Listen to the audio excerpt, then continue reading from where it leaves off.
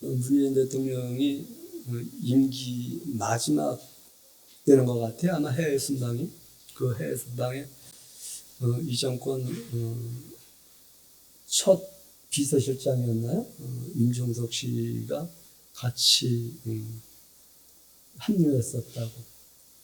그 순방을 마치면서 임종석 씨가 한 말이 그런 말을 했다고 해요. 마지막 해외 순방을 함께해서 행복했느라고. 누가 함께했을까? 관계 있는, 친밀한 관계 있는, 그리고 친밀한 관계였기 때문에 행복했지. 저에게는 같이 가자고 하지도 않았을 것이며 같이 가자고 해서 갔더라도 나는 전혀 그분과 관계가 없기 때문에 행복? 잘 모르겠어요. 경험을 안 해봐서. 경험도 안 해본 경험치를 말해보기는 어려운 거니까요. 누가 만족스러운, 누가 행복한 그러한 예배를 드릴 수 있을까? 하나님과 관계치가 친한 사람일수록 행복한 예배를 드릴 수 있을 것입니다. 사람은 바라보는 각도에 따라서 앞이 있고 옆이 있고 뒤가 있고 위가 있고 아래가 있습니다. 이러한 겉모습도 중요하지만 속모습은 더더욱 중요합니다. 레위기의 이미지 하면 여러분 어떤 이미지가 떠오르는 거 잠깐 떠올려 보시기 바랍니다. 아마 제사, 레위기는 제사야 이럴지 모르겠는데 제사는 레위기 27장 중에 7장에 불과하고 불과라는 표현이 조금 그렇습니다만 그 이후에 정결한 것과 부정한 것 그리고 전염병에 관한 것 성도로서 사회 기초 질서를 어떻게 지켜야 하는지 그리고 계명을 재구성하시면서 이 계명대로 살지 않으면 또 거기서 돌이켜서 다른 삶을 살면 이러한 내용을 다루고 있습니다. 다시 말하면 구원받은 하나님의 백성의 기본적인 삶의 신앙의 기본 자세가 무엇인지에 대하여 말을 하고 있습니다. 저는 오늘 레위기에서 말하는 한 크게 보면 5, 6가지 정도의 굵직굵직한 주제들을 수박 겉핥기 식으로 핥아가면서 그냥 이렇게 훑어간다는 게 낫겠네요. 훑어가면서 그 속에서 보여지는 것이 과연 무엇인지를 함께 보기를 원합니다. 레위기에서 제사보다 더 앞선 것이 있다면 하나님 백성이라는 것입니다. 나는 너희를 애굽 땅 종되었던 곳에서 인도하여 낸 여호와다 이렇게 말씀을 후반에 강조하고 있습니다. 그것은 다 백성입니다. 백성이기에 구원을 통해서 백성 삼으신 것이고 또 백성이기에 구원을 전제하면서 하신 말씀이 레위기이다. 백성이기에 여기서부터 신앙이 시작되어지고 신앙의 행위와 습관이 결정되어져야 한다. 신앙은 습관이라는 말 있죠. 어떤 습관이 들었냐에 따라서 그 사람의 신앙의 형태는 계속 그렇게 갑니다. 그 신앙의 습관이 바르다 그르다를 떠나갔고 나에게 젖어들어 있는 신앙의 습관에 의해서 내가 신앙생활을 하면서 살아갑니다. 하나님의 백성이라고 하는 이스라엘 백성들이 애굽에서 살았던 그 형태가 있습니다. 조금 비약시키면 종의 근성입니다. 그 종의 근성에서 벗어나서 이제 너희는 자유민이니 자유민의 근성을 가지고 살아야지 그러기 위해서 이 중간 역할, 중간에 무언가가 있어. 이것이 바로 레위기의 사건이다. 아니 레위기의 기록이다 이렇게 말해야 될까요? 하나님은 하나님의 백성들에게 말씀하십니다. 내가 거룩하니 너희도 거룩하라. 이렇게 말씀하십니다. 큰 바위 얼굴이 아니라 할지라도 닮으려면 함께 해야 한다는 것을 우리는 너무 잘 압니다. 제사는, 예배는 하나님과 함께하는 것이고 함께함으로 하나님을 닮는데 어떤 하나님을 닮는가? 거룩하신 하나님을 닮는다. 그런데 그 하나님에 대한 이미지가 어떠냐에 따라서 그 하나님을 닮아갑니다. 내가 설정해놓은 신앙의 그 형태, 이미지, 습관, 하나님에 대한 하나님이 이런 하나님이야. 지난 시간에 하나님은 다양한 이미지의 하나님을 표현했었는데 어떤 하나님의 이미지를 표현하냐에 따라서 내가 그 하나님을 닮아간다. 하나님은 진노하시는 하나님이다. 심판하시는 하나님이다. 잘못을 책망하고 추구하는 하나님, 책망하시는 그런 하나님이시고 이것을 염두하고 신앙생활하면 나도 심판하고 진노하고 판단하고 정죄하고. 하나님은 용서하시는 하나님이다. 기다리시는 하나님이다. 망가진 것 고쳐 쓰신 하나님이다 라고 하는 그 하나님 앞에 서면 나도 기다려줄 줄 알고 용서해 줄 줄 알고 참을 줄 알고. 우리는 어떤 신앙생활을 할 것인가? 아니 어떤 신앙생활을 하고 있는가는 내가 염두한, 전제한 성경 속에서 내면한 그 하나님을 닮아가게 되어 있다. 그래서 저도 과거 미성숙했을 때에는 무언가 잘못하면 심판하는 아버지고 심판하는 목사고 하는 개념이 매우 많았었음을 여러분들에게 이 차를 빌어서 표현해 봅니다. 그런데 하나님은 심판하시는 하나님이지만 그 심판하신 목적이 무엇인지를 바로 알아야 되고 안다고 합니다. 구원의 시작은 제사로부터 시작되어집니다. 아니, 구별로부터 시작되어집니다. 너는 내 백성이다 구별했고 구별하였기 때문에 구원하시고 구원하신 이 드릴 것서 또 다시 그렇게 말하는 것입니다. 너는 내 백성이다. 구별되었기 때문에 내 백성이기 때문에 예배드려라, 제사드려라. 제사는, 예배는 닮아가는 과정이다. 제사는 함께 있는 것이다. 예배는 함께 있는 것이다. 그것도 봐도 오늘 이 시간 우리는 하나님과 함께 있는 시간이고 성도와 함께 있는 시간이다라고 합니다. 우리 지금 그렇게 말씀하시죠. 나는 너를 애굽 땅 종되었던 곳에서 인도하는 여호와다. 출애굽기 20장에서 그렇게 말씀하시죠. 레위기 25장 55절에 보면 이스라엘 자손은 나의 종들이 됨이라. 그들은 내가 애굽 땅에서 인도하여 낸 내 종이요 나는 너희의 하나님 여호와다. 이렇게 당신을 표현합니다. 그렇습니다. 기억해야 합니다. 레위기는 구원받은 하나님 백성들에게 하신 말씀이다. 다시 말하면 교회 밖에 있는 구원받지 않은 사람들에게 적용시킬 말씀도 아니고 하시는 말씀도 아니다. 이 말을 조금 더 적으면 이 말씀은 나한테 하시는 말씀이지 다른 사람한테 하는 말씀은 아니다.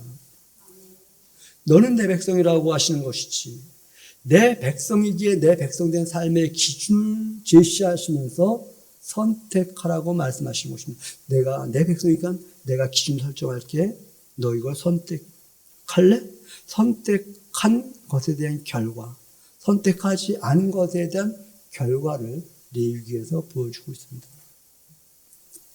레위기는 예배에 대한 생활, 하나님 앞에서 거룩하고 사람 앞에서 거룩하고. 우리는 이렇게 생각합니다. 우리 하나님 앞에서만 거룩하면 되지 라는데 아니요, 하나님과 사람 앞에서 거룩하라고 하는 것. 이것을 우리 주님은 그렇게 요약하죠. 하나님 사랑, 이웃 사랑이라고 말합니다. 하나님 앞에서 기본 질서를 지키고 사람 앞에서 기초 질서를 지키라고 하는 것이 레위기에서 반복 강조하고 있는 겉모습 말고요.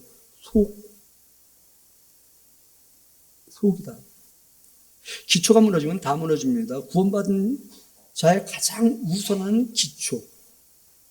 그것을 레위기에서 첫 번째로 제사, 이 언어를 우리는 예배라고 말을 합니다. 하나님 백성에게 제사를 통해서 주시는 정신이 있습니다. 번제, 5가지 큰 제사가 있다는 것을 아마 여러분들이 조금은 알지 않겠나. 번제가 있고 소제가 있고 속죄제가 있고 화목제가 있고 속건제가 있고 뭐 이런 거예요. 번제 큰 틀은 이것입니다. 너와 나는 언약 맺은 언약 백성이다. 소제의 큰 특성은 너를 가run해 갖고 너 전제를 부인하고 나에게 드려 이것이고요. 속죄제는 넌 죄가 있어 죄 용서함 받음으로 나한테 설 수 있어. 화목제, 그러니 이제 화목한 관계에서 감사한 마음으로 살아가자. 거기다 마지막 속건제는 너 무언가 남한테 피해 입힌 것이 있다고 한다면 그거 보상하고서 내 앞에 서. 이러한 말씀이 속건제에 대한 내용이다. 거룩한 백성이니 자신을 하나님께 드리고 구별된 삶을 살아 사회 기초 질서를 지켜야 돼. 백성의 의무와 도리를 다해야 돼. 그것을 다시 한번 레위기 전체를 굵직하게 표현해 본다고 한다면 제사, 거룩과 부정, 전병, 사회 구성원으로서의 기본 질서, 계명의 재구성, 또한 절기는 이런 거야, 이렇게 지켜야 돼. 그리고 11조 이야기하면서. 그런데 이러한 하나하나 독립된 이야기들에 매몰되어지면 지난주 표현했던 걸로 말한다고 한다면 미로에 빠져서 헤어나올 수 없다. 본질을, 속을 보아야 되는데 이 속을 보지 못한다고 한다면, 이 속을 보지 못하고 겉만 이야기한다고 한다면 아마 이렇게 표현해도 될까요? 죽은 사람 화장시켜주는 것, 죽은 사람 꾸며주는 것.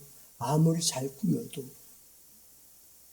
제사 아무리 잘 드려도, 아무리 정결한 사람으로 살아가도, 아무리 거룩한 삶을 살아간다 할지라도, 아무리 계명을 재구성해서 삶의 효과적으로 사회 구성원으로서 기본적인 삶을 살아간다 할지라도 매우 중요한 것들이지만 생명이 있기 때문에 가꿈이 있듯이 이러한 요소들은 하나님의 백성이기 때문에 이렇게 살라고 하는 것이, 이 본질을 놓친다고 한다면 내용의 겉모습에 매몰되어질 수밖에 없다. 성경은 그것이라고 말씀드린 것이죠. 하나님 백성이니 하나님을 만나고 하나님 백성답게 살라. 이런 내용을 통해서 하시고자 하는 말씀은 너는 하나님 백성이다. 한번 말해봅시다. 나는 하나님의 백성입니다. 또한 옆 사람에게 그렇게 말해주시기 바랍니다. 당신은 하나님 백성입니다. 이런 하나님 백성이라고 하는 것을 전제하면서 핵심 단어는 찾을 수 있어요. 근데 이 핵심 단어에 매몰되지 말자라고 하는 거예요. 이 핵심 단어에 매몰되니까 레위기는 너무 어려운 책. 이게 뭘 말하는 거지? 지난 한 주간 레위기를 읽었는데 레위기를 읽으면서 질문한 사람이 아무도 없어요. 질문할 거 없습니까? 그랬더니 한 분이 그래요. 뭘 알아야 질문을 하죠? 맞는 말이에요. 질문도 알아야 하는 것이지 모르면 할 수가 없어요. 나중에 다 가고 나서 한 분이 어떤지 찾자 이런 얘기를 좀 한 적이 있습니다. 레위기 말입니다. 하나님의 백성이니 하나님을 만나야 돼. 만나는 삶의 가정 속에서 이러한 삶을 선택해. 다시 말하면 레위기는 하나님과 만남에 관한 것입니다. 목사님 지난 시간에도 관계 만남 그런 말씀하지 않습니까? 맞습니다. 성경 전체는 하나님과 만남에 대한 굵은 큰 주제를 가지고 말씀하시는 것이고, 하나님과 만남을 전제하지 않은 모든 행위는 율법으로 그쳐지게 된다. 언젠가 제가 그런 말씀 드린 거 기억나시나요? 율법하면 구약, 복음하면 신약 이렇게 생각하는데 아니다. 신약 안에도 율법이 있고 구약 안에도 복음이 있다. 이 말씀을 어떻게 받냐에 따라서 이것이 나에게 율법이 되기도 하고 복음이 되어지기도 하는 것이지. 바라기는 여러분, 저와 여러분은 구약이든 신약에서 복음을 발견할 수 있는 그러한 복된 성도들 되시기 바랍니다. 우리 주님 이 땅에 오신 목적이 무엇입니까? 하나님과 우리를 만나게 하기 위해서, 또 하나님이신 그분이 우리를 만나기 위해서, 하나님이 우리 주님이 올라가시면서 성령을 보내주겠다고 하신 목적이 무엇입니까? 만나게 하기 위해서, 우리에게 다시 오실 주님을 기다리라고 하신 목적이 무엇입니까? 만나게 하기 위해서. 성경의 지식을 화려하게 풀어낸다 할지라도 하나님과 만남이 이루어지지 않는다고 한다면 2, 3일 있다가 하루 이틀 있다가 화장할 거면서 열심히 시신수습하는, 그걸 뭐라고 하나요? 시신수습하는, 단장이라고 하나요? 화장이라고 하나요? 이것과 얼마나 다를까? 그리 다르지 않을 텐데, 구원이, 성막이 만남을 위한 것이라고 한다면 제사의 목적, 예배의 목적 또한 만남이다. 오늘 여러분은 하나님과 만남을 위해 이 자리에 왔다라고 하는 것, 또한 삶의 현장 속에서 하나님을 만나기 위해서 우리가 존재한다라고 하는 것을 잊지 않고 살아가는 그러한 성도들이 될 수 있기를 바랍니다. 그렇습니다. 예배의 목적, 만남이라고 하는 것을 우리는 꼭 기억해야만 합니다. 만남은 관계의 재확인입니다. 아, 나하고 하나님이 이런 관계야 라고 하는 것을 재확인하는 것입니다. 하나님이 나의 하나님이고 하나님은 나는 하나님의 언약 백성이야 라고 하는 것을 재확인하는 것이고, 내가 거룩하니 너희도 거룩하라고 말씀하셨고, 이 거룩의 목적은 만남이지 거룩 자체가 목적이 아닙니다. 만나기 위해서 거룩해지라고 하는 것이지 만남을 전제하지 않은 거룩을 말하는 것 아니다. 구원도 만남을 위한 것이지 구원 자체가 목적이 아니다. 하나님과 만나기 위해서 구원하신 것이지. 레위기에 나오는 여러 가지 방법, 제도, 이런 삶을 살아라고 제시한 것은 만남을 위한 것이지. 왜 만나자고 하시는가? 왜 만나자고 하실까요? 여태 강조한 것, 백성이기 때문에 만나자고 하시는 것이지. 왜 만나자고 한 내용을 왜 기록하셨을까? 또 왜 기록하라고 하셨나? 가치관을 새롭게 하기 위한 것입니다. 하나님 백성으로서의 가치관을 갖게 하기 위한 것입니다. 그리스도교는 날마다 새로워지는 종교입니다. 머물러 있는 종교가 아닙니다. 그때 요즘 진보다, 보수다, 이런 이념 논쟁이 많은데, 어찌 보면 기독교는 극진보입니다. 왜? 날마다 새로워지니까. 머물러 있지 않습니까? 머물러 있는 것이 보수라고 한다면 진보의 개념은 무언가 진취적인 개념이라는 게 맞나요? 그렇다고 한다면 기독교는 매우 진보적인 종교임에도 불구하고 진보된 상태에 머물러 있기 때문에 매우 보수적인, 고여있는 웅덩이 같은, 우리 지금 그렇게 말씀하시죠.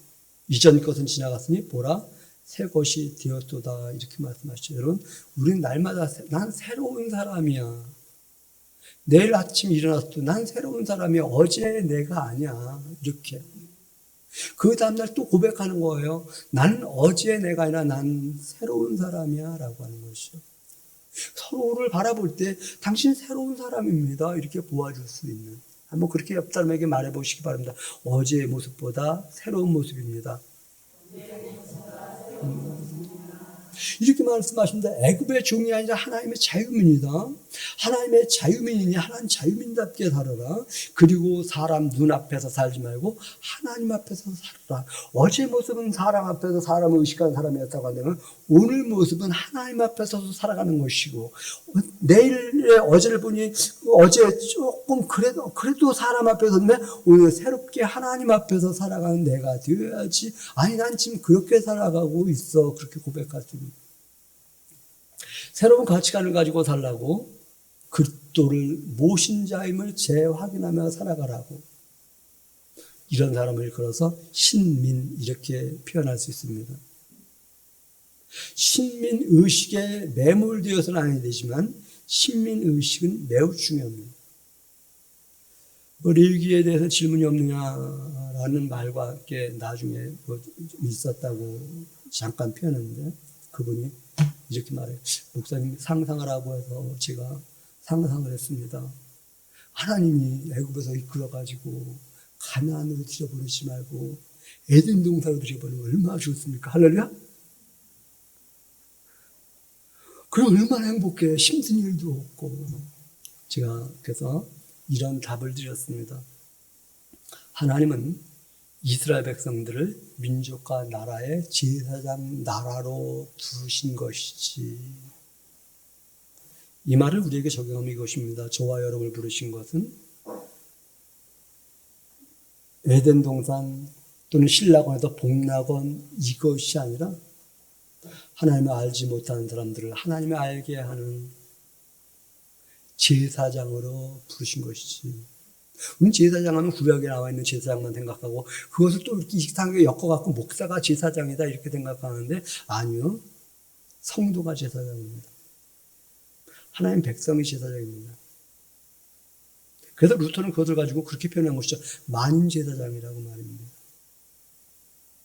내가 하나님을 만나는 사람이고 내가 다른 사람을 하나님께 연결하는 사람이라고 한다면 이것이 제사장이지. 물론 대제사장이라는 개념하고 혼용해서 사용하지 마시기 바랍니다. 대제사장 예수 그리스도께서 우리를 하나님께 연결했듯이 나는 글쎄요 그냥 소제사장이라고 그냥 표현할게요. 표현상 소제사장은 또 다른 사람을 하나님께 연결하는 역할이 제사장이라고 이해가 되어진다고 한다면 저와 여러분은 제사장으로 하나님이 부르신 것이지 복락원에서 신락원 정점 찍게 하기 위해서 부르신 것 아니다라고 하는 것입니다.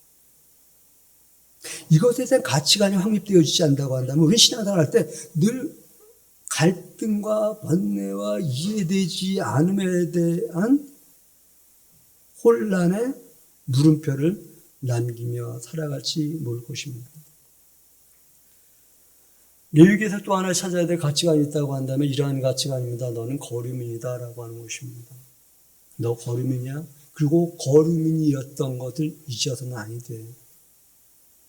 고로 거류민들에게 잘해야 돼. 여러분, 우리는 글쎄요, 그걸 뭐라고 하죠?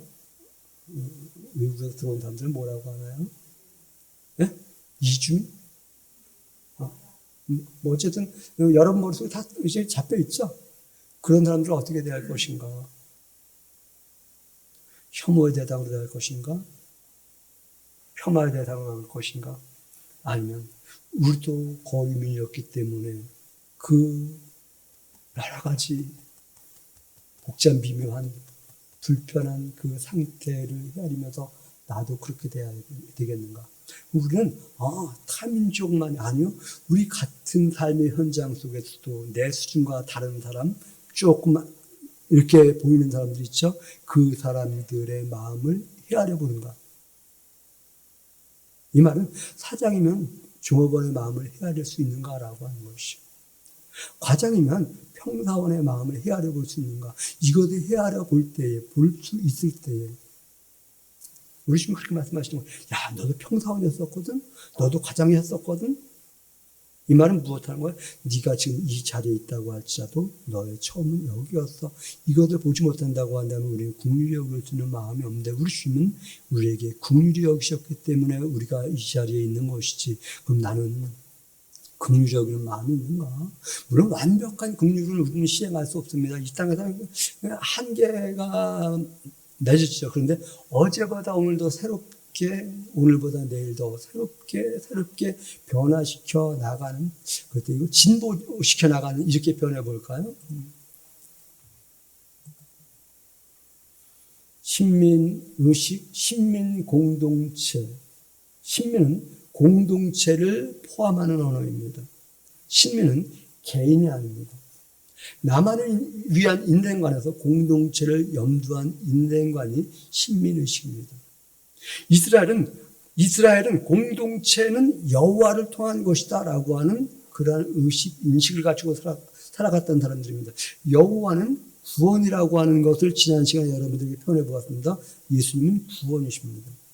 신민은 여호와 또는 예수님을 통해서 구별된 사람들을 신민이라고 하는 것이지, 구별된 제사장의 목적은 다른 사람을 하나님께 연결하는 구별시키는 역할을 하게 하기 위해서 우리를 제사장 삼으신 것이지, 다시 정리한다고 한다면 신민이라고 하는 것은 다른 말로 제사장이라고 하는 것이지. 저는 여러분들이 이렇게 말을 하지만 여러분들이 그 의식을 여러분 스스로에게 내면화하지 못한다고 한다면, 그래서 내면화하게 하기 위해서 저는 그렇게 내면화해야 될 것에 대해서는 그렇게 한번 하자고 하는 것이죠. 한번 따라해보라. 좀 옆에 사람에게 말해봐라. 이렇게 말해주는 것이죠. 옆에 사람에게 그렇게 한번 말해주시기 바랍니다. 당신은 제사장입니다. 이것을 말해줄 수 있는가? 또 그 듣고서 맞아, 난 제사장이야. 이렇게 이해할 수 있는가? 레위기는 제사 또는 예배에 관한 말씀이라고 했습니다. 예배는 다른 말로 만남이라고 했습니다. 만남 없는 예배는 실현 불가능합니다. 어디서 만나자고 했는가? 회막에서, 성막에서. 성막은 하나님이 거하는 곳에 대한 이미지라고 한다면, 회막은 그곳을 사람이 가서 만나는 장소로 사용되어질 때에 회막, 이렇게 표현을 합니다. 어쨌든 레위기는 예배 또는 제사, 관계 맺음, 이런 것에 대한 다른 다양한 언어로 사용되어지고 있다. 이를 위해서 제사를 드리라고 하고 제물을 드리라고 하는데, 제사에는 대속의 의미가 있는데 또한 언약 백성이라고 하는 의미가 있다고 아까 살짝 말씀드렸는데, 또한 내 죄가 용서되어지기 원합니다 라고 하는 것 살짝 말씀드렸는데, 그러나 두 가지는 이 시간 정리하고 가시기 바랍니다. 오늘 여러분들 떡 사가시기 바랍니다. 왠지 떡 사가라는 얘기나 이럴지 모르겠는데, 떡 만들려면 어떻게 해요? 이 쌀이 부쳐가지고 가루를 만들어서 떡을 만듭니다. 쌀 그 자체로 떡을 만들지 않습니다. 우리가 하나님께 들 땐 나의 그 무엇인가의 나의 어떤 그 정체성 또는 고정관념, 애굽에서 세상에서 있었던 그런 틀, 이것을 가루로 내서 하나님, 저는 하나님께 나를 드립니다 라고 할 뿐만 아니라 속건제라는 표현을 썼죠. 아까 어린이 예배 때는 그렇게 표현했는데, 상훈에게 표현을 하면서, 야, 상훈아, 목사님이 일러서 이 양이 널 세게 때렸어. 그리고 가고 하나님, 용서해 주셨다. 이러면 되겠니? 그리고 또 하나, 내가 너에게, 그래서 조금 다시 생각해보고 너에게 미안해갖고, 상훈아, 미안해, 잘못했어. 이러면 되겠니? 뭔 말인지 모르겠고 가만히 있어. 여러분들에게 이입시키시기 바랍니다.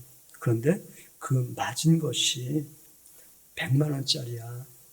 100만 원의 이미지야. 그럼 내가 너한테 100만 원 주면서, 상훈아, 미안해, 잘못했어. 그러면 용서하겠니? 100만 원이 뭔지 몰라요. 그래서 10만 원이면, 만 원이면, 그래도 뭔 말인지 몰라. 자, 제가 무슨 말하는 것인가요?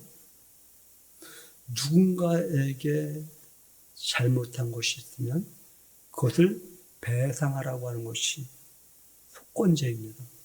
그런데 배상할 때 이것이 만 원짜리면 만 원에다가 5분의 1을 더해서, 5분의 1은 12,000원 개념인가요? 그거 하고서 나와 관계 맺어야 돼. 우리 하나님 앞에서 용서 회개하면 다 됐지. 기독교는 그런 곳이라는 굴절된 생각을 가지고 있고, 혹시 여러분들이 아직도 그것이 있다면 그걸 가는 거예요. 아니야, 이것은 다른 것이 아니야. 요시 그럼 신약에도 이 정신이 있습니까? 사개오가 말을 하죠. 내가 누군가에게 착취한 것이 있다고 한다면 몇 배로 갚겠다고요? 정확한 단어가 기억이 안 나는데 아마 4배일 거예요. 그때 예수님이 그렇게 말씀하셔요. 오늘 이 집에 구원이 이르렀다. 이 집도 아브라함의 자손이다. 이런 말씀을 하셔요. 제사장 대신 예수님이 선언해 주신 거예요. 너 이제 하나님 백성다운 삶을 살고 있다. 우리 이 땅 살아가면서 많은 사람에게 다양한 어떤 거에서 피해를 줍니다. 근데 그것에 대해서 하나님 잘못했습니다라고 한다면, 그 대상 알지 못한 사람들이 있다고 한다면 다른 사람에게라도 그것을 가지고 내가 잘못했습니다 라고 표현하는 삶을 살아갈 때 참된 그때의 모습이 아닌가. 구원의 궁극적인 목적은 만남이라고 했습니다. 관계 맺음이라고 했습니다. 만남을 통해서 구원해 주시고 구원받은 백성에게 계명을 주시고 계명을 주시면서 성막 설계를 주시고 그것을 만들라고 하시고 이 성막을 만들 때 성막 울타리가 있습니다. 그리고 그 울타리를 문이라고 합니다. 이 울타리에 들어가면 가장 먼저 보여지는 것이 번제단입니다. 이곳은 피 흘리는 곳입니다. 이곳은 제사 드리는 곳입니다. 여러분 기억하십니까? 율법을 따라 거의 모든 물건이 피로써 정결하게 되나니 피 흘림이 없이는 사함이 없는 자, 이 말씀 기억하시나요? 우리가 하나님 앞에 설 때 가장 먼저 하나님 앞에 서면 가장 먼저 해야 될 일이 피 흘림입니다. 내 피 아니요, 우리 주 예수 그리스도께서 나의 죄를 위하여 피 흘려 주셨습니다 라고 하는 이 피 흘림의 신앙 고백을 가지고 한 걸음 나가는 것이지, 이 피 흘림에 대한 신앙 고백 없이 나아가는 것은 하나님 만나 주지도 않고 만날 수도 없고, 그렇게 나간다고 한다면 그때 조금 그 당시의 언어로 말하면 죽는다, 이렇게 말씀하십니다. 피 흘림이 없이 성소에 들어간다, 지성소에 들어간다, 이건 죽음입니다. 그렇습니다. 피 흘림의 제사를 드림으로 말미암아 하나님을 만날 수 있고, 이 피를 통한 만남의 관계를 무색하게 하지 않는 저와 여러분의 삶이 되어야 되는데, 이것을 알게 하기 위해서 제사라고 하는, 예배라고 하는, 관계라고 하는, 그리고 새로운 언약이라고 하는, 성경은 고의로 지은 죄에 대하여 면죄부를 준 책 아닙니다. 하나님은 그런 하나님 아니십니다. 고의로 지은 죄는 언급도 하지 않으셔요. 부지중에 몰라서 음식하지 못하고 지은 죄에 대하여 용서를, 속죄를 드리면 용서하시겠다. 그리고 배상해야 될 것이 있다면 속건제로 배상제를 드려라, 이렇게 말씀하시지. 원고를 넘기다 보니까 좀 말이 섞이네요. 한참 안 넘겼더니. 말씀을 정리해 보려고 합니다. 큰 분량을 시간 요약해 달라고 하니까 적었는데, 23장 어간부터인가요? 정확하지 않은데 거기서부터 보면 계명을 재구성해서 계명을 이렇게 지키라고 하는 것들이 나옵니다. 사랑에 대한 계명, 또는 안식일에 대한 계명, 이런 것들을 다루고 있습니다. 그러면서 너희가 규례와 법도를 지키면 풍요롭고 평안하고 임과 번성과 먹을 떡이 넘치게 하겠다고 26장에서 말씀하십니다.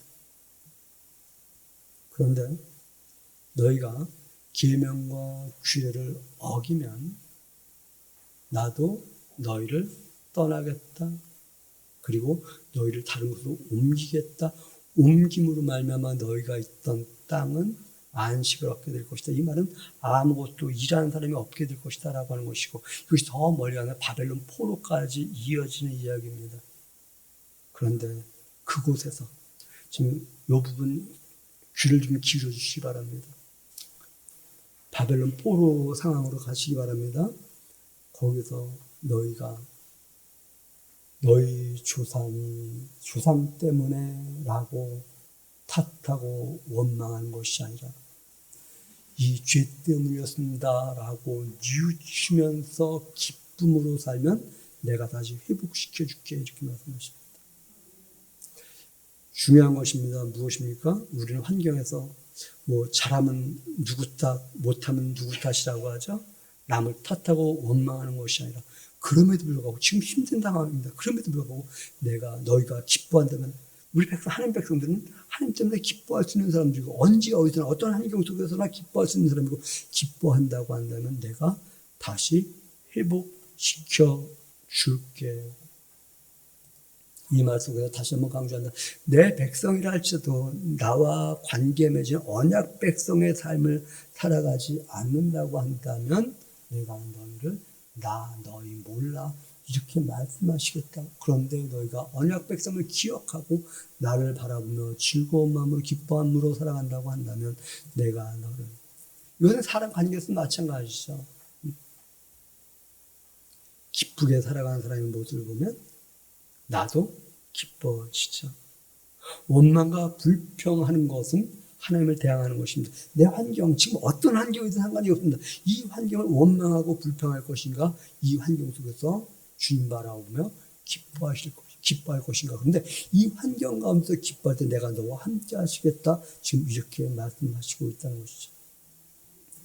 위기는 만남이라는 말씀도 드렸습니다. 누구를 만나냐에 따라서 그 사람이 달라집니다.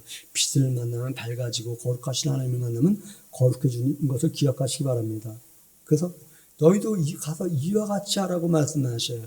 레위기에서 말씀하셨던 우주의 만남으로 말미암아 내가 거룩하여졌고 거룩한 삶을 살아갔으니 거룩했던 너희도 가서 거룩한 삶을 살라고 말입니다. 예배는 하나님 백성됨에 대한 첫 신앙 고백입니다. 나는 하나님 백성이야 라고 한다면 예배 드리는 것입니다. 물론 예배 드리면서 하나님 백성임을 알게 하지만 전제하는 것입니다. 예배 전제, 나는 하나님 백성이야. 그렇다면 오늘 여러분들 그렇게 말할 수 있습니다. 나는 하나님의 백성이야. 그리고 옆 사람에게 그렇게 말씀해 줄 수 있습니다. 당신은 하나님의 백성입니다. 그럼 그렇게 한번 다시 말해 주시기 바랍니다. 나는 하나님의 백성이고 당신도 하나님의 백성입니다. 그러니 그 도리와 질서를 강조하면서 도리를 지키면서 살아. 환경에 감사하면서 살아. 내 백성의 의무를 시행하며 살아. 그러면서 마지막 부분 11조를 이야기합니다. 이 시대 11조가 맞는 걸까? 우리 교회 등록한 지 얼마 안 되신 분이 벌써 11조를 냈어요. 신약의 11조 정신이 있습니까? 이것이 논쟁되어지고 있는 이 시대에 다국적 시대에 세금을 내야 되는 겁니까? 내가 왜 이 나라에 세금을 내야 됩니까? 세금은 국민의 기본 의무이죠. 11조는 무엇인가요? 11조 내므로 말면 복 받는다고요? 아니요. 그 개념 아니에요. 11조는 하나님 백성이기 때문에 나는 하나님 백성입니다라고 하는 의무적 신앙 고백이지. 아니, 더 나가서 저는 하나님의 것입니다. 하나님이 종되었던 것을 하나님 백성 삼으신 것입니다라고 하는 신앙 고백이지. 이것을 통해서 복 받으려고 한다고 한다면 내가 대한민국 세금을 냈기 때문에 대한민국이 나에게 복을 준다. 물론 그 개념이 있죠. 내가 위기에 처했을 때 나를 보호하고 나를 구원해 주어야 될 어떤 국가적 의무와 책임이 있죠. 그런데 그것을 전제한 것이 아니다라고 하는 거예요. 마지막 부분은 제가 별로 말하지도 않는 부분인데 오늘 뜬금없이 툭 나와가지고 좀 안 매끄러운데 지금 마무리 짓는 부분이 안 매끄러운데 언약을, 속죄를, 자기 부인을 또 서로 사랑하면서 배상하라고 하시면서 가장 기초적인 기초 질서 규례를 지키며 살아가라. 누구에게? 하나님 백성에게. 저와 여러분이 하나님 백성이라고 한다면 레위기를 통해서 꼭 기억해야 될 것입니다. 하나님 백성답게 살아야지. 하나님 백성답게 살아야지. 한번 옆 사람에게 그렇게 말씀해 주면서 마무리 짓겠습니다. 하나님 백성답게 살아야지. 기도합니다. 하나님 고맙습니다. 저희를 백성 삼으시고 백성 삼기 위해 구원하시고 구원하신 저희들에게 만남의 장소를 허락하셨고 만남의 장소에서 제사를 통해서 예배를 통해서 저희들의 모든 문제를 해결해 주시겠다고 말씀하신 하나님 바라보면서 원하옵기는 그러니 이제 우리가 이 땅에서 남은 시간들 속에서 어떻게 살아야 하는지도 바로 정리하고 점검하며 그 삶을 확장해 나갈 수 있는 모습들 되어지도록 은혜를 도와주시옵소서. 감사드리며 예수님의 이름으로 기도드렸습니다. 아멘.